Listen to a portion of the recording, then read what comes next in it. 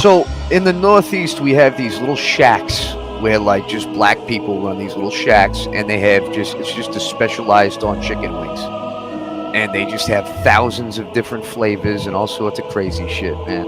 And they're like little, practically sheds in the middle of the city somewhere. It's just weird, you know, like all chicken, I like all chops.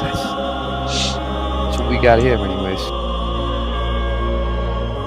But as far as chicken, like the way it's prepared, dude, fucking everything. Regular breaded chicken wings. I eat all sorts of chicken, dude. Thousands of different flavors and all sorts of crazy shit. I do like white meat, though. Practically sheds.